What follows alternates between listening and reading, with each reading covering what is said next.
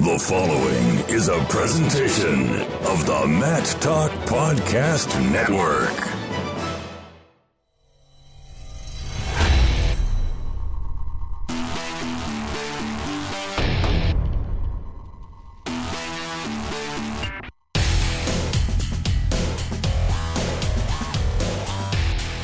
It's the Short Time Wrestling Podcast, news, reviews, previews, and interviews around the world of wrestling. I'm your host, Jason Bryant, and today we're going a little meta. We're going to talk podcasting about wrestling with two guys who have been doing a wrestling podcast longer than anybody else in the sport of wrestling. It is Jan George and Mark Caputo. They do a show called Mat Slammers out of Northwest Iowa. If you haven't heard of it, you really should now. MattSlammers.Libsyn.com is a quick way to find it. First of all, Jan and Mark, welcome to the Short Time Wrestling Podcast. Thank you. Thank you. All right, so I need to know the backstory here because I've been doing podcasting out of the Wrestling 411 was my first show, and that launched in 2008. And you go back in the timeline of podcasts, which was still a new technology. You guys have had a show since February of 2007. So whoever wants to take the reins, just tell us how this story started on where Mat Slammers began.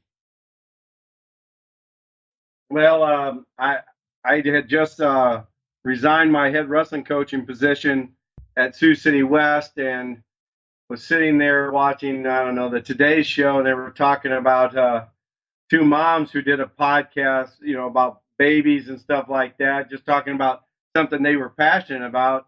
And I said to my wife, I can do something like that, and I know I love talking about wrestling. And I had been Mark's assistant for about 7 years, and he was already retired from coaching and now in the officiating. So I asked Mark if he wanted to come over and we could start this podcast deal and just talk about the sport we love and what we're passionate about, and that's kind of where it was. And we have two different viewpoints. I got my viewpoint from an official, which I'm always right, and Jan's always wrong. And Jan has his viewpoint about a wrestling coach and officials being wrong. And he should be in a nursing home, but we've been best of friends since I was Mark's assistant. So yeah, our friendship goes from there. And I've grown up, become a better coach because of Mark, both as a mentor and as an official. Yeah, but he still challenges my call. Well, like any good coach and good friend should, because you got to keep your friends on your toes. Now, we look at the evolution of this. So when people now say they want to start a podcast, there's a lot more resources for them. They can get a WordPress theme. They can get a podcast up and moving on the web and into iTunes or Apple Podcasts in about 2 or 3 days. What was it like? And first of all, Jan, I guess you took the reins on the technology side, or was that your referee friend? Oh no! Oh God, no! No. Don't think for me technology. I'm out of the loop. He rode his horse over yet today. So, it was one of those things where I was always I had been doing stats for football and stuff, so I was comfortable working with the laptop, and then kind of just did my research regarding podcasting. I bought Podcast Solutions book, and there were some other shows out there. I think one was a Promenade or something like that I kind of first started, and then uploading it to Libsyn and those type of things. So, it was kind of a hit and miss. I did try to do a lot of editing and background music and stuff like that, just trying to do some different things. And some feedback from some of our listeners was cut the music out and just stick to talking. So that's pretty much what we've been doing for the last 12 years. Yeah, my question is what shows do you commonly listen to at that time? Because back then, to listen to a podcast on the go, you had to usually have an iRiver or a Zune or an iPod that you had to sync with your computer and then take it on the go. It wasn't like the smartphones now that the Apple iPhone, for example, has a podcast app that's native to it. So how hard was it for you to listen to your own show on the go? Well, once I uploaded to Libsyn, I could give them that link, and it basically people could go to that website and find my podcast and either download it or listen to it. So it's kind of more of a most of the people did it off their own laptops or their home computers.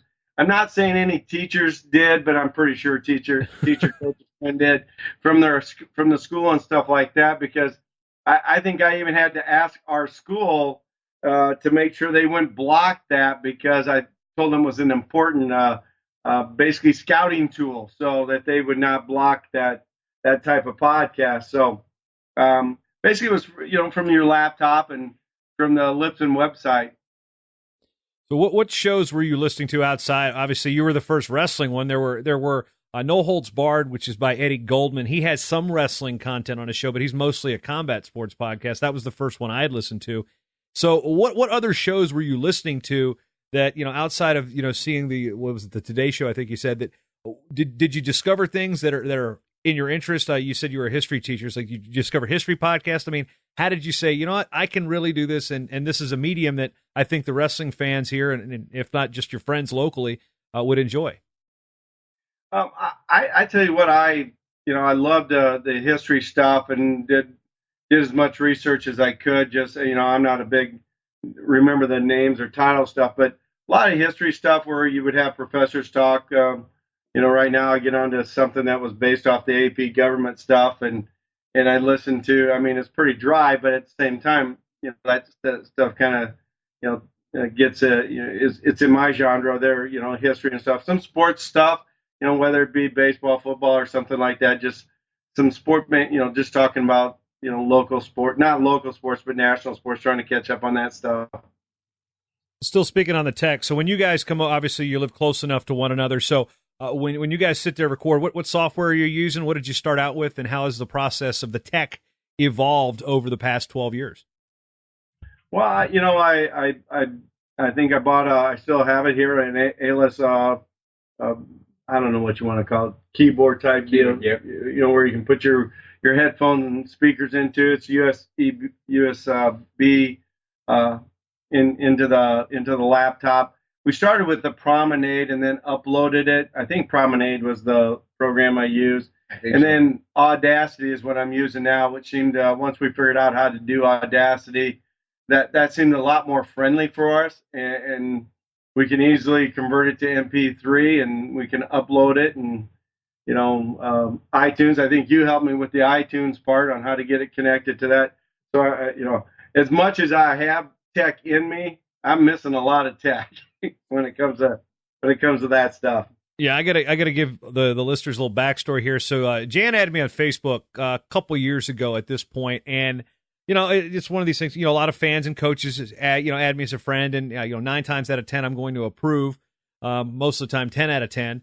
And we'd had a conversation here and there, just message. Jan would usually send me a note or something. I'd be like, oh, that's cool. I didn't really dig any deeper until I was put in a directory for this network, the Matt Talk Podcast Network, and finding all the shows that were about wrestling, and it wasn't just the ones on this network. So I started looking, and I said, and I didn't see anything. I went through iTunes, which is now called Apple Podcasts, and then I went through the Libsyn directory. And for those wondering, we've said Libsyn a couple times thus far. It's LIBSYN. It stands for Liberated Syndication. It's one of the top podcast hosting companies in the world, and it's where the majority of the Matt Talk shows are hosted on. So I went through their directory, and I just typed in wrestling, and lo and behold, there's Matt Slammers, and nothing special. There's not even artwork, and I'm sitting there going, wait a minute, I'm Facebook friends with that guy. So I discovered it kind of just on a whim, and I'm like, wait a minute, you guys have been doing this for, at the time, probably 10 years. And I'm like, what? I got to talk to these guys. So we finally come around to doing it, and I went back and I listened to some episodes. Man, you guys it's what I believe wrestling discussion should be. It's two guys talk about wrestling. Granted, the Blood Round guys up in Michigan are a little more R-rated than you guys are. You guys are, more politically correct in terms of some of the language you use, maybe not some of the topics you discuss in wrestling. But hey, I tell you what, as a listener who knows nothing about Northwest Iowa wrestling compared to you guys, it's been enjoyable. So, one, I'm glad to have helped out to get you guys into iTunes, and two, I just enjoy listening to the program. Well, thank you. I really appreciate doing it. And from our viewpoints, we have totally different viewpoints about where we're coming from, but we both love the sport, and we're trying to make it better. We're just trying to make the sport grow here in Northwest Iowa. There's up until a few years ago, I was about the same time I started a little radio blib with a sports show here in Sioux City. they were all over, they had all different genres on their radios. And I say, hey, give me about 10, 15 minutes, just give you a recap of some of the the local programs around here. And so probably for 10 years, basically I did that too, on Wednesday nights. Mark and I would do this. I would either do the radio show before I came back home, or I do it even when I was coaching, I was on the phone doing the little catch up. So basically I gave my perspective on some of the local talents, and the whole idea is kind of just more or less making sure people know that the sport of wrestling is out there, and it's pretty exciting to get to know some of those kids and coaches, and just giving them that avenue of, hey, we can find out about the West Sioux wrestling program, or the Storm Lake program, or even Mobile Woodbury Central's program, that local communities around here, that they deserve some PR. And we finally Jan was able to get started where they started putting some wrestling matches on the radio. Now you have to have an educated audience to understand what's going on. But like there's going to be next week, there's one going to be on the broadcast live. There's some things that, we're just trying to do to promote wrestling. That's all it is. And we're looking for those wondering whereabouts in Northwest Iowa you guys located. You guys are south of Sioux City, I guess in that Siouxland area, on the way to Sloan as you keep going south. But Sergeant Bluff is a place you mentioned quite a bit, and of course, college wrestling fans might know a name or two from that area. Well, we've had, Mark and I are based out of Sioux City. Sergeant Bluff is just about 7 miles south of where we're at right now. We have some good college programs. We've got the Briarcliff wrestling program. We've got Morningside's wrestling program here just in town. And both those programs, to be honest with you, are recreations of programs that were dropped back in the 70s and 80s. And they're both NAI programs, and they're growing pretty good. NAI is growing. I coached at Briarcliff for 5 or 6 years, and the numbers are coming up, and we just need more support, and that's all we're trying to do, generate support. Yep. Yeah. We hosted the NAIA National Wrestling Tournament for several years. We even hosted the USA World Team Trials one year, and I think you were still that's when I first met you. Yeah, it was you came to Sioux City, 2006, yeah. Yep. So that was one of the hottest tournaments. That was it was just remember Sioux City being so freaking hot when I went out there that year. And I remember also what was weird is we were in South Sioux City for something, which is in Nebraska, and North Sioux City is in South Dakota. And then the directions over there, you got 3 states to cover in that general area. And so when you got a great facility like that can lend itself to wrestling, like the Tyson Event Center, I believe that's the name of it. A buddy of mine, Tim Tuesley, out there has done photography for Win Magazine. I see him at the NAI Nationals each year. You got areas that you cover Iowa, but you've also got the crossover into South Dakota and Nebraska. I mean, what's it like to have those communities as part of the Sioux City wrestling community? Well, I tell you what, it makes us tough. I mean, you've got some tough programs. Elk Point, South Dakota, consistently places high at the South Dakota State Tournament. Not too far from there is Canton, South Dakota, which there's that big tournament up in Minnesota that they've gone to a couple times. They've done well. South Sioux City has had great wrestlers and strong wrestling programs throughout the last 10, 15, 20 years. Sioux City has had some great programs with North and Heelan and East, and now Sergeant Bluff has been having a great run as well. So we've had some great wrestlers come out of this area. Woodbury Central out of Mobile, and there's just a lot of good kids. So it's important though to a lot of people around here. Yep. Now, there's a couple topics as high school coaches and officials that are always hot topics each year. Recently, it's been the discussion about the 2-piece uniform. Where do you guys stand on the 2-piece? I'll let Mark, you go first. I have not seen one yet this year, and I don't think it's a controversy. It really doesn't bother me. I mean, at all. But it's got to be uniform, and I don't think anybody wants to spend the money right now because it's going to cost money to equip you to do that, and I don't think anybody really is pushing it around here yet. I'm sure we'll see some, but they have a great big tournament down at Council Bluffs next weekend, and there's like 20 teams there. And I'm sure you'll see some there, but that's a great tournament down there. So I'm not opposed to it. I think if whatever it does, if it's a way to get more kids involved, and I think that's primarily the one aspect of it. And of course, with the popularity of MMA and the shorts and stuff, because a lot of kids wear those to practice. I went to a youth tournament about a week ago, and I thought I would have seen more of the two-piece style down at that youth, because I think sometimes that's where some of that trend starts, is down in the youth. Kids want to do it, want to wear that stuff down there, clubs and stuff. But as I talked to a couple of coaches that run high school programs, but also run their youth program, they spend a lot of money in their sublimated uniforms they have now. I don't know if we'll see it, in the future, but maybe, especially I think at the youth levels where it'll really take off initially. But that's my opinion. I don't think it's going to make much difference, to tell me the truth. As an official, it wouldn't bother me either way. I think you're wrong, Mark. Just like listening to a regular show. Now, one thing that always impresses me, being originally from the East Coast, now living out here in the Midwest of Minnesota, is just the way the culture is wrapped around the sport of wrestling, especially within the state of Iowa. What have you guys noticed, being from the western part of the state, the northwest portion of the state, that's different, say, maybe from the wrestling community out near Cedar Rapids or Waterloo or Des Moines, or just outside of Des Moines? We're orphan children. We're the orphans. We're the redheaded stepchild. The state of Iowa stops at Fort Dodge, it seems like.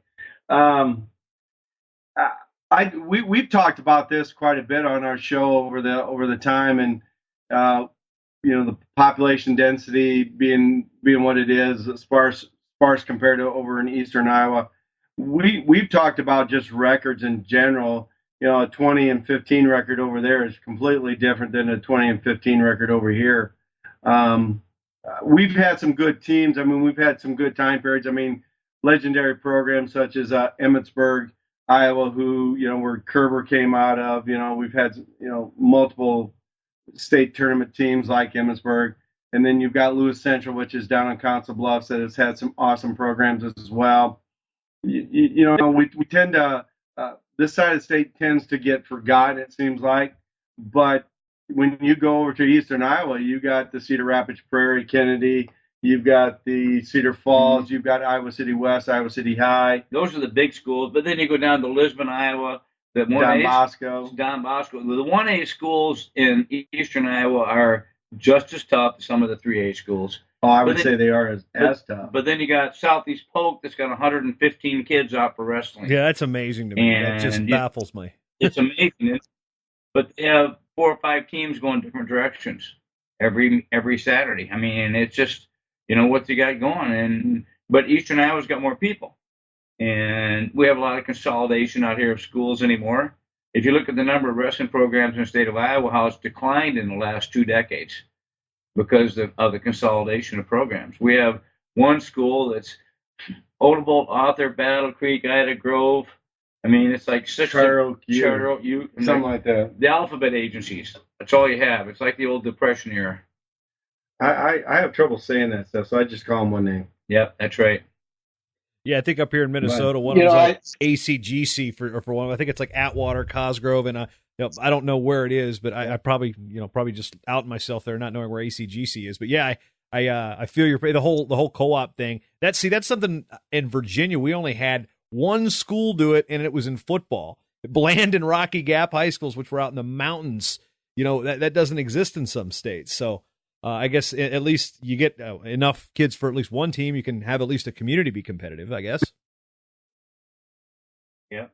Well, it gives the opportunity for kids that still want to wrestle, but still stay loyal to their, even parents stay loyal to their hometown where they grew up, and I'm okay with the consolidation to a certain extent, as long as we keep the sport growing. But I think, too, when you do consolidate, there's probably always that little bit of hope that each town gets their own team back. Yeah. But it tends not to happen that way. They get so comfortable being together, that for the most part they become, when you see Bell Creek, Mapleton, and all those other teams, all together, they just don't want to. They don't want to have to go out and recruit. When you only have 100 kids in high 100 school. kids in high school and you have 40 boys, I mean, you've got basketball and wrestling to share. So I mean, it's tough. One thing that I've heard stories about, I never actually have had the opportunity to go to the Iowa State tournament. And of course, by the time I moved out here, it had gone from the old barn to the Wells Fargo Center. And I came from essentially a large metro area, but it was a small town. It had a small town feel. And we had a great wrestling program. And we went to the state tournament. We drive 4 hours and we go to the Salem Civic Center. And across the arena from us would be Grundy in the 2A division, and they were coached by then Kevin Dresser and then Travis Pfizer, who's a former Hawkeye. He coached them now, and we'd have these small towns showing up and flocking to this barn-like center in the Salem Civic Center, which for all intents and purposes is a hole. Now you've got a great arena in Des Moines. People still talk about the barn, but what's it like being from a small wrestling community, or in your case is a forgotten, in your terms, wrestling community, to make those trips to Des Moines for the state tournament? And it's like, what is it, last one out of town, turn the light off? Somewhat it is. In some towns like Mobile and West Sioux and Akron and some of those, Emmitsburg, that's what it is. It is, right. You could look up in the heyday of Emmitsburg at the old barn, and it's even true in the well now, and see one distinct color, even though the seats are supposed to be randomly divided. They're solid one color. Solid one color, all Emmitsburg, or something like that. It's pretty awesome. I mean, just to know that there are people in the community who don't have kids anymore, still willing to spend a weekend or 3 or 4 days down in Des Moines to support their local high school. It's one of those things. I still get goosebumps just thinking about it. There'll be people down there that have been going for the last 25 years and wouldn't miss one, even though they don't have a kid wrestling. And it's hard to get a ticket. It's sold out. Saturday night is sold out. It's already sold out. The tickets are already gone. And, you get 60,000 to 65,000 people there in the course of 3 days, and they have to break sessions. You got 6 sessions, and I mean, it's intense. And if you had a motel room in Des Moines right now, it would be kind of difficult right now to get one. I mean, starting now already. Yeah. It's the only state tournament. We're talking about basketball and football and all the other stuff. It's the only state tournament that will sell out in Des Moines. It's one of those things where we take pride on the sellout. Mm-hmm. And every little town. I mean, I'm associated with Hinton, where my girls go to school and stuff. And we had a finalist just a few years back, and I'd been the head coach at Sioux City West, which is a 1100 school, and I go to a school that I still teach in Sioux City, but I coach up at Hinton. And all of a sudden, here we are. We're being brought in on Highway 75 by the fire trucks and other, cars honking and stuff like that. That was so cool. Some little small towns may only have 2 kids in the tournament, but to be 100 people down there watching them. Yeah. And that's why, it's expensive. It costs a lot of money, but people seem to come up with it all the time. This is what makes our sport special. Yep. Plain and simple. It's the experiences I've seen in Pennsylvania, while not quite, there's a bunch of small towns. I remember at the PA state tournament a couple years ago when I was living out there was one kid from Donegal High School, which was about 5 minutes from where my office was when I worked for the NWCA. He'd show up. There's 100 kids up in the 3rd level doing the tomahawk chop, which, of course, totally politically correct, for the Donegal Indians. He'd go out, wrestles about 90 seconds, gets pinned. 3 hours later, they're back, doing the chop again. He's in the consolation. Like, the whole section was, just green shirts and tomahawk chops. The whole school came out. Like, nobody was there that day because it was a mid-sized school. And it's like you say, that's what makes the sport great is one kid from this school, one kid filled up an entire section at the Giant Center in Pennsylvania. I can only imagine what that's like in Iowa. Oh, it's crazy. It's even Sioux City, when both Mark and I were head coaches in the Sioux City system. It was unique because a lot of times, even though we competed against the North and the East and the Heelands, all our fans were basically, all the Sioux City people became one. Sioux City, even though it's a town of 90,000, we're still basically a small town in Iowa. And it was cool. One time I had a heavyweight, and I'm looking over, and we've got Heelan and North kids chanting my kid's name. That, like basically what you said about the Pennsylvania kid, that's what Iowa, to me, you multiply that by 100 times. Because you see Lisbon people, you see, Don Bosco's, you see the Cherokees and the Sergeant Bluffs and the Heelans and stuff like that. I mean, it's just it's awesome. I don't know what else to say. It's just awesome. And then you go back and look at the success the programs have had. Then we go back to Iowa for Wartburg College and Grandview, and then you got Iowa and Iowa State if they ever come back. But people are take care. People are supporting it, and it's just been ingrained in here. Gable's still pretty much God, if you want to look at it that way. Yeah. What is it? What do those shirts say? They're floating. I think I saw one in Omaha. It was like God Wrestling and Dan Gable was like it's like a bumper sticker and a shirt. I think I saw those shirts out. Now, one thing about the proximity of where you guys are, and Mark, I'm kind of leading you into this question. Sheldon, Iowa is about 50, 60 miles kind of northeast of where you guys are at. And there's a couple guys that are synonymous with the state of Iowa and the University of Iowa that wrestled there. They go by the name Tom and Terry Brands. Any stories about coaching against them that you can share? When they grew up, they would have to compete against each other. And we were at a freestyle tournament once, and I think Tom beat Terry or Terry beat Tom, whichever it was. They would go out and have a fist fight afterwards. I mean, their mother would. You were never supposed to put them together in a tournament because they're pretty intense. And, they were going to be after each other. They didn't like to lose, man. I'll tell you, they didn't like to lose at all. But, that's just the way it was. And they didn't come from a great team, which sounds kind of funny. That's the great thing about wrestling. Their team wasn't outstanding. They were outstanding. And that's one thing about wrestling. You usually come in partners. And a lot of times you got brothers that are beating up on each other. But when it comes down to it, you don't have to have a great team to have a good individual. And those two guys made each other better, and their drive that they have is still there today. They have not lost any of that. And you're going to have another Brands wrestling for Iowa next year. Yeah. Going to be a three-timer, probably. Going to be a three-timer state champion. He already signed with the University of Iowa. So, you go back. Dresser didn't try to get him? What? I don't think Dresser went after him. That isn't going to happen. But I don't think Dresser would be allowed in that house. I'm not sure. Well, I've known Dresser for 20 years. I guarantee he probably made a phone call just to rattle the cage. I know he would. And I don't think Kill would be allowed in that house either. Probably. I tell you what. When they were freshmen at Sheldon, I think they came down to a JV tournament because I don't know if Sheldon was thrown out. And I saw those two guys, and they were off the wall.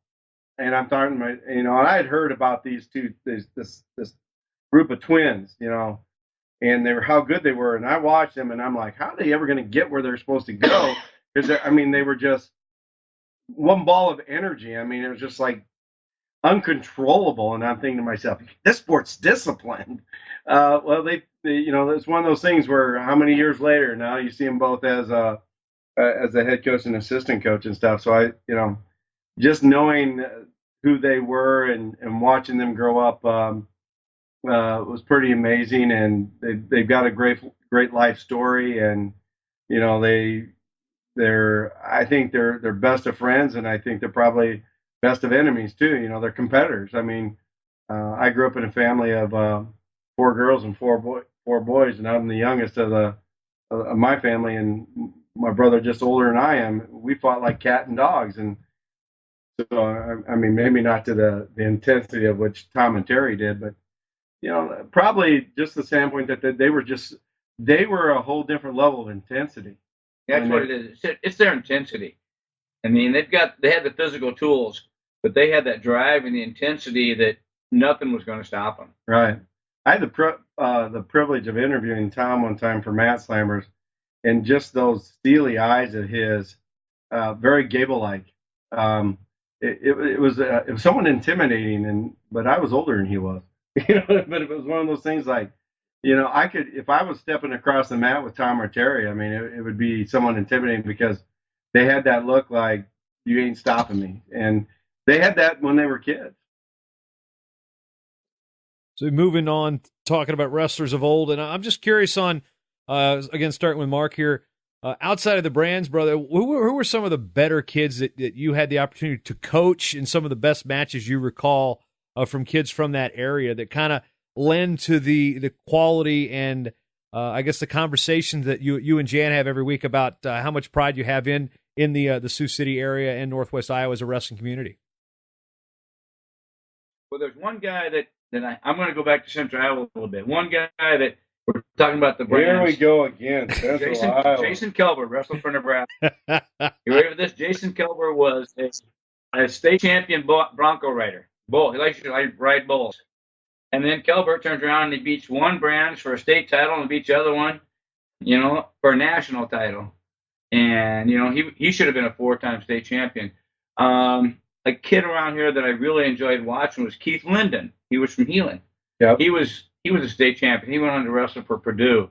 We've had, right now you got the McChrystal kid who's wrestling at Nebraska. He's been there good. for like a decade and a half, it seems. I've making jokes about how old Colton McChrystal is, but it seems like he's been there since I don't know, since you were coaching, Mark. He's wrestling 49. Double, triple redshirt year. Well, and this is the honest to God truth. I coached his dad. Yeah. And that was many, many years ago, okay? His dad is already retired. That's how old I am. But, you know, start talking about Northwest Iowa, there's just been some really good kids. The Paulson twins, talking about twins again, from the Mars. Now they're both linemen for Iowa. There's just some really good kids that, you know, that come out of here, and everybody's got a good story. The Schweizberger kids coming out of Kingsley, they all were, you know, Ricky was a 2-time finalist for three. Yeah, BV. And so, you know, you actually, yeah, Buena Vista. I actually had them on my my Beavercast show. Yep. He's pretty good. But Ricky used to come down and beat the stuffings out of me when I was getting older, and we'd draw blood and, you know, we'd go again. And that was like twice a week during the summer freestyling. But, you know, there's just some kids up here that you make good friends with, and I see them at nationals.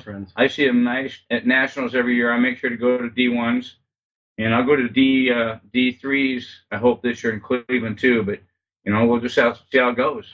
I think a couple kids that come to mind that I've had the pleasure of coaching, Paul and Parker Wilderman out of Cherokee. They were one of the first kids that I've ever had the opportunity to wrestle. And if you want a picture of a Greek god, that's Paul Wilderman right there. I mean, he looked like Zeus. I think at the age of 41, he won like Mr. Texas bodybuilding contest or something. He's about 6'4", 6'5". But when I first got out of college and hadn't got a teaching job, I volunteered at my high school, and basically I was Paul's workout partner, and just told him, I said, hey, just picture this a state tournament every practice, and he gets second as a junior and wins it as a senior, spins his way through. And then Parker, who different body style than Paul, still a pretty tall character. He only loses 2 matches his whole career.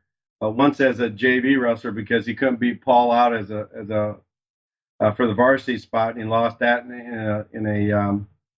actually lost 3 matches. He lost, and then he lost once down at state as a sophomore, and then he lost once as a junior.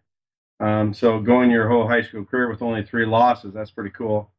And then getting into Sioux City, I've had the pleasure. Mark allowed me to work the heavyweights, so I had a good run working with heavyweights like Damon Claiborne, Matt Pirano, Travis DeGuy, Keegan from Sioux City West, Turner Gage from Sioux City West, and then Scott Treff, one of the little guys that I had the pleasure of coaching to the state tournament 3 times. You become friends with them. You care about them. Cole Mills from Hinton, Iowa, who basically started wrestling as a freshman and ended up runner-up his senior year in the state tournament. Daniel Bishop, who I tell you, if you know that story from last year, you talk about a special kid there from Hinton who, in a playoff game, ruptures his spleen and then makes it back to the state tournament. He was a runner-up the year before and gets third place. You know, people knew that story, that really that kid may not have been on the mat, may not have been alive, if it wasn't for a trainer's quick diagnosis there. But those are things that make I think wrestling really special. Is you work hand in hand with these kids on the mat and stuff like that, and they become a part of your lives. They become a son for you. You know, I'm a father of 3 daughters, and you know, my wife says you don't have just one son; you've got many sons. And so, I mean, you look at Mark had some good relationships with his kid, with his wrestlers coming up and stuff. And I can go to about 15 different cities right now, I think, and I can give a guy a call, and I got a place to sleep. Well, that's maybe not true, Jason. He's got to call way ahead to make to get the wives' permission on that one. Yeah. But you know, it's a community. Yeah. And we stay in contact. And I'm being honest, I got kids that came back to town that stay at my house, and I go to Chicago, watch the Cubbies play. I always stay at Wow's house, and you know, it's just, you know, we just go around and see people. You know, there are a lot of great kids around here that you do get to know, like Corey Van Ort, which is Mark Van Ort's. You know, it's an awesome to be able to see Mark coach his own son in a state title match and things like that. You get to know these guys just either through the podcast or just through coaching or just where you live and stuff. You get to know who they are. So as to single out any more, I mean, there's just so many that there's a lot of them. Just a lot of kids. We came in contact with so many people, and then the kids that weren't the most successful sometimes are the ones that come back and remember the most about, you know, what they did. And that's the part that really makes me feel good, is that even though they weren't successful in terms of, you know, win-loss records, it made them better, and they're better people, and they've done very well successfully in jobs. Yeah. Yeah, I've had the pleasure of coaching wrestlers that have done well, you know, in life. Had the pleasure of coaching a little bit of football. Adam Timmerman, who had the pleasure of winning 2 Super Bowls with one with Green Bay and one with LA, or not LA, I guess at that time, with St. Louis Rams and stuff. And you know, talking to athletes from that time period, I mean, it's just a special moment, you know, to be able to be a coach. I think that's one of the greatest achievements I've had the pleasure of. And folks, this is the type of discussion, if you've never listened to Mat Slammers, this is the type of discussion that Mark and Jan have every week, and they get off on, there'll be a tangent here that talks about this great, and then there'll be a tangent here, but it's all wrestling discussion. It's like you and me sitting at a bar talking wrestler. It's like you're sitting in the bleachers with a parent talking about a match that you watched from another high school last week. It's that type of discussion. So even if you're not from Northwest Iowa, I think anybody out there would have some enjoyment listening to these two chatter on about wrestling. Again, it's Mat Slammers, matslammers.libsyn.com. It's Libsyn. You can also find them on the Apple Podcasts on your phone with iTunes and whatnot, or go to the Mat Talk Online directory at mattalkonline.com/directory. As we circle back to the podcast discussion, how long do you see you guys doing this show? It definitely sounds like the rapport you two share and the conversations you two share pretty much every week during the wrestling season. It looks like you guys have this circled each week of like, yeah, this is our time to do this. We really enjoy it. Both our wives know that Wednesday nights about 6:00 we get together. It's a church night, so we're both. He's not on the road officiating, and I'm not somewhere, you know, coaching or anything.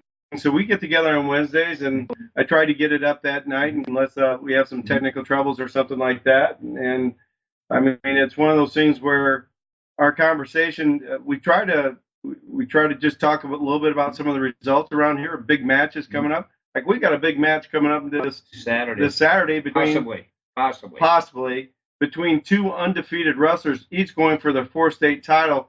May match up in the finals of the Council Bluffs Classic with Alex Thompson, who's going to Nebraska, and is a Brody Teskey. Yep.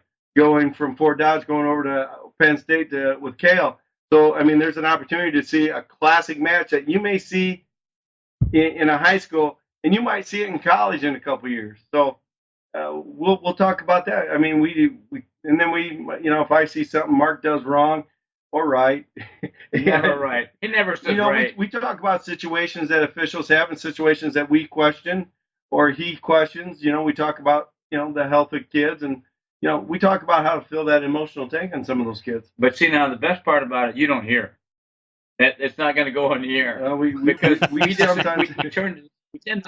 tend to disagree sometimes, and you talk about the rating. It wouldn't be rated as high as it is now if we started really saying what we thought. Well, we wanted to create a show that even high school kids would want to listen to, and parents would want to listen to, and But that's us. I mean, we every now and then we let some things slip, but for the most part, we try to keep it to that, so that anyone who wanted to just listen to two old guys banter about wrestling, about local high school wrestling, that's what we try to do. And sometimes we'll try to get the Don Bosco people to be upset at us. Right, Mark? Don't mess with the Lisbon guys. Don't mess with the Lisbon. Brad Smith might get a little ollie on it, but I mean, we do that and joke and stuff, but seriously, there's some great programs here in the state of Iowa that we talk about. We get to see every now and then. They venture this way. Don Bosco, for the last few years, will come to a tournament in Ida Grove, Iowa. You want to talk about crowded high schools. They wrestle one mat is in the cafeteria. So, I mean, it's those things that, you get to those small schools, there's nothing like, and I'm sure you've seen it where you've been at, Jason, nothing like small town wrestling where you've got the gym packed like any other major event. And we like to talk about that stuff. And this has led for me to be able to broadcast a state tournament for another Hupkey Wrestling production. And Mark, we'll get on. I do a little bit down there, but I've been officiating down at the state last 5 or 6 years, and it's just fun. But when you go down to a place like Ida Grove, when it seats 2,000 people, maybe 1,500, and they try to get 2,000 people into it, and it's just wall to wall people. It's just it pumps you up. The fire marshals get a little the fire marshals kind of get owly on that one, but that's a good problem to have, though. That's right. But I am going to get Jan convinced sooner or later that Wartburg is the best college in the state of Iowa for wrestling. Oh God, here we go. No, I want to hear. Just give me a taste of where that's going. I want to hear that. See, Wartburg is better than any other school in the around, except Grandview maybe. Wartburg and Grandview would be a good meet. Jan was already saying that Wartburg. I think Wartburg could give Iowa State a good match right now. They might beat Iowa State. They might beat Iowa State right now. Oh, Mark's a Wartburg grad. I mean, that's all he sees is green and black. I mean, it's green and black, orange and black. Oh, that's right. Or is it, Jan, is it your eyes that are green? Is that what you were getting at? A little Freudian there? All I can tell you is this, Luther sucks. That's all it is. We both did some wrestling in college. I wrestled for Northwestern College in Orange City, Iowa, and stuff like that. And we take pride in each of our institutions. And, of course, Mark is a little bit overboard on Wartburg, but only 13 national titles. Come on. Yeah, well, there might have been some scoring errors, but anyway, they're one of the best programs in the nation. I mean, in and out, for wrestling and stuff like that. But I always give Mark a bad time about it because I hear about it every Wednesday. Every Wednesday. Hey, they're good. Yeah, well, I haven't been to the D3s the last couple of years, actually since 2009, and then the NAIs the last couple of years. Yeah, I can see the Wartburg Grandview argument happening. They're probably never going to wrestle because basically Grandview's wrestling program is basically like a brother to Wartburg. Basically, you go to a Wartburg post-tournament party and you go to a Grandview post-tournament party. They're essentially the same thing in terms of how they're modeled. Now, Jan, I do want to mention one thing. Please help me out. Why is Northwestern College the Red Raiders in Orange City, Iowa? I don't understand that. Color blindness? I mentioned it on one of my shows a couple days ago. Rick Dahl's like, hey, and some of the high schools have different colors too. Well, Sheldon is actually the ORAB. Do you want to know what an ORAB means? Orange and black, baby. Orange and black. Come on, come up with more of a creative name. How about the midgets? I don't think you can say that Yesterville anymore. midgets. Can you say that anymore? Well, I think they're still labeled that, aren't they? I think they're still labeled that. I'm not sure. This is where we're. Ooh, this is going to be an interesting. If not, I'm wrong. I've been calling it wrong. The story goes on Esterville. The reason why they got that nickname is they played in a football game, I believe, from a team from Minnesota that was so much bigger than they were. They called them midgets. That because of the size difference between this football team from Minnesota and Esterville. Okay. That's the story. And as for you're going to have to talk about that on next week's episode of Mat Slammers. That's for sure. We're going to hear about that. As we get set to wrap up here with Jan George and Mark Caputo again, co-hosts of the longest-running podcast about amateur, college, high school, international wrestling. A lot of talk about the high school wrestling scene there. It is Mat Slammers. Final thoughts, gentlemen, about just your journey in podcasting, and maybe finish this up with a couple of podcasts that you guys like to listen to on your own time, whether they be about wrestling or something else. I guess, Mark, we'll just start with you again. Age Before Beauty, right? Well, see, my daughter got me hooked on podcasts, public broadcasting to this sort, PBR, and the public PBR is something completely different, Mark. I think you mean PBS, right? When it comes down to this, yeah, but I like to go back and listen to the Iowa wrestling meets when they get Royce Algier and those guys. I can get those through the radio, through iHeart, and listen to the Iowa wrestling meets, and they're so biased, it's funny. But, it's just kind of, I listen to, some talk shows in the morning and stuff. Our political affiliations, we don't want to get involved in that too much. But, that's what I listen to, more of the politics and things like that. I definitely, I like to listen to you. I like to listen to some of the other podcasts regarding wrestling. I like to listen to some history stuff out of the Ashbrook Center when they get visiting professors and stuff like that, talking about Federalist Papers and historical stuff and things like that. And it's things like anything with history and anything with sports I listen to. And tomorrow I'm sure will be a special day with podcasts because of Pearl Harbor anniversary and things of that nature and stuff. So I'll be listening to some podcasts on that stuff. And being a history teacher, being a government teacher, I listen to the podcasts that come out of some of the people from Fox and some of the people from MSNBC, to trying to get a perspective. The people I like that don't yell at each other all the time. But those are I like Scott Kasbar. He puts up a pretty good one too. I like his stuff, and there's a new one kind of out with Brad Nagel and stuff. He goes around in the interviews. I can't think of it, but it's about wrestling, about other things, and it's got a patriotic theme to it as well, but sports related. I like to listen to. My son is hooked on Flow Wrestling. Yep. And I like to listen to their interviews, and I like to go back. I don't like the fact how much it costs anymore. So, but there's other sources of information out there. So, you want to talk a little bit about costs. I pretty much have footed the bill for the last 12 years. So, Mark, you got the next 12. Yeah, that's right. It didn't cost you anything. Anyway. 12, but it's just $15 a month. Yeah, well, good. I want some money from you. You ain't getting it. Okay. I bought you beer. I bought you beer before. Okay. No, he has not. Every week, guys, we're getting a little sample. We're getting a little sample of what these guys do every week. Again, Mat Slammers, Mark Caputo, Jan George. Thanks for the time. And again, matslammers.libsyn.com. You can also search Mat Slammers in the iTunes directory and find them where good podcasts are found. Gentlemen, it's been a pleasure, and let's do this again sometime. Yeah, Iowa State tournament sometime, Jason. That'd be good.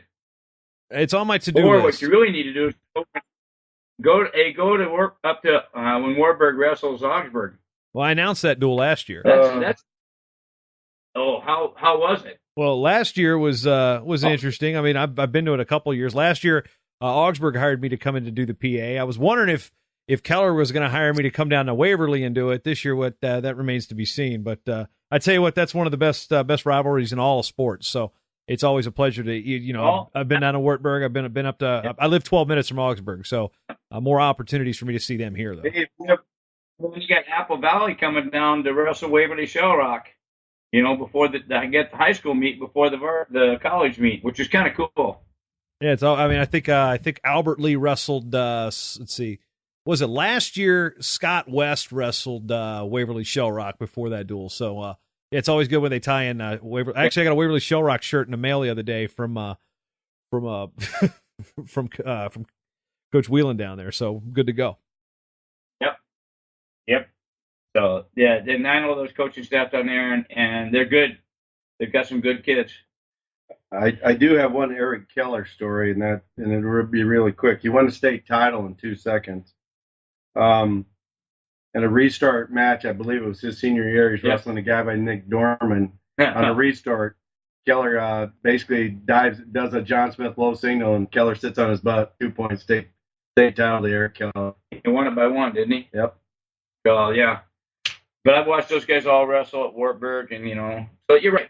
There's so many good people around here, guys. It's just fun to watch kids wrestle, and the effort's there. And whether they're supported by good teams or not, you can be a good individual on a not so good team, and that's what makes wrestling so special. Yep. The Short Time Wrestling Podcast is proudly outfitted by Compound Clothing. Shirts, singlets, custom gear orders, everything you need. Call up Cliff and the crew at cmpteamwear.com. First time listening? Well, you can change that by going to mattalkonline.com/getshorttime to subscribe on Apple Podcasts or listen on your favorite podcatcher at mattalkonline.com/listen. This show is part of the Matt Talk Podcast Network. For more wrestling podcasts, head over to mattalkonline.com.